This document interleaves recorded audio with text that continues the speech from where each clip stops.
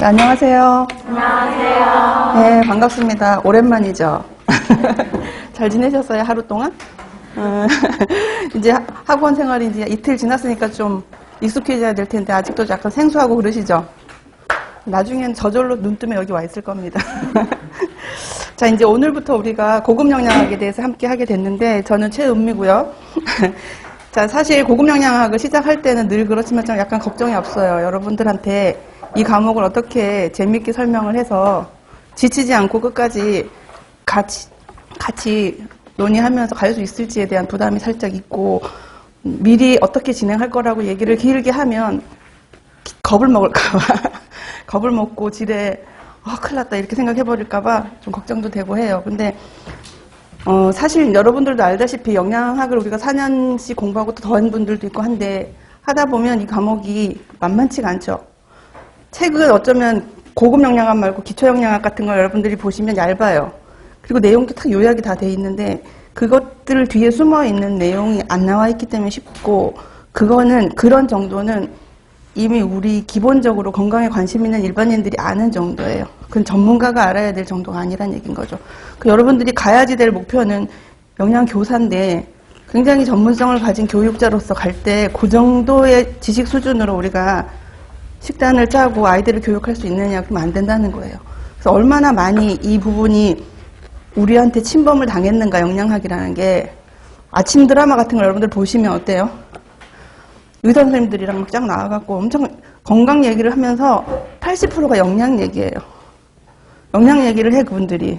근데 그분들이 참고하는 자료들이 다 뭐냐면 영양학과 교수님들이 했는 논문을 갖고 공부를 하는 거예요. 그게 무슨 말인가 하면 그건 원래 우리 거였다는 거지. 근데 우리도 그거를 그분들이 얘기하면 내가 알고 있는 지식이랑 얘기를 했을 적에 거기에 더 신뢰를 주는 거예요. 약간 네임밸류가 있기 때문에, 의사라는. 사실 원래 우리 거였거든. 뺏기면 안 되잖아. 보면 헬스 트레이너도 영양을 얘기해요.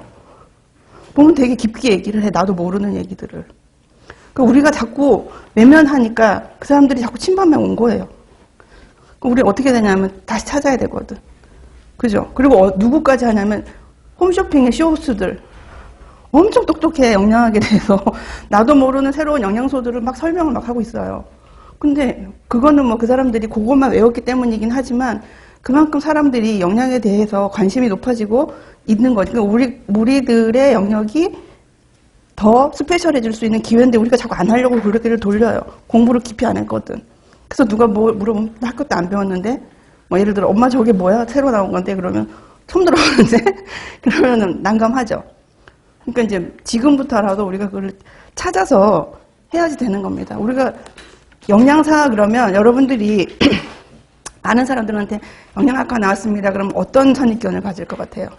뭐 하는 사람으로 알 것 같아요? 식단 짜는 사람으로 알 것 같다고 생각하죠? 아니에요. 우리만 그렇게 생각을 해. 우리만 그렇게 생각을 해요. 동종은 아니지만 유사한 학문을 공부하는 사람들이 있어요. 우리가 하는 학문은 의학에서도 하고 있고 약학에서도 하고 있고, 기본적인 것은 다 공통으로 하고 있거든. 그 사람들이 볼 때 영양학과를 나온 사람들은 뭐를 할 줄 안다고 생각하냐면 인체 내 대사에 대해서는 박사라고 생각을 해요. 영양학은 대사지 이렇게 얘기를 해요. 그래서 의사 선생님들한테 가서 뭐 어떤 내가 특정 질병이 있어서 거기에 대해서 질문을 하면 그것을 몰라. 영양에 대한 것, 대사에 대한 건 몰라요. 약물에 대한 것만 알지. 그러니까 우리는 그렇게 생각 안 하고 있는데 남들이 우리를 되게 높게 평가하고 있거든.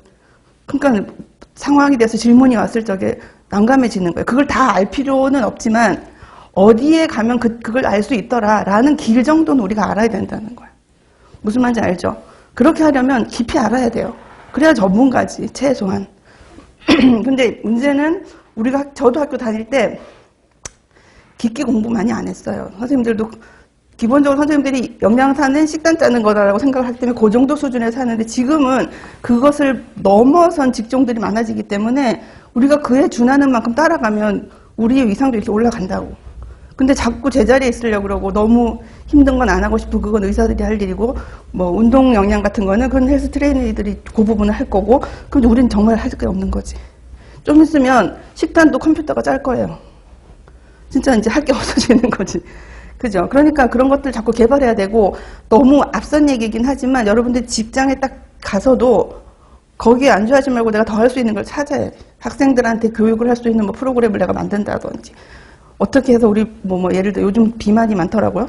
비만에 대한 것을 학교에서 교육하는 어떤 뭔가를 앱을 개발하는데 내가 참여를 한다라든지 학생들을 위해서 그렇게 발전하지 않으면 제자리에 있는 게 자꾸 뒤밀린다고. 그래서 저도 한 10년 정도 그걸 했어요.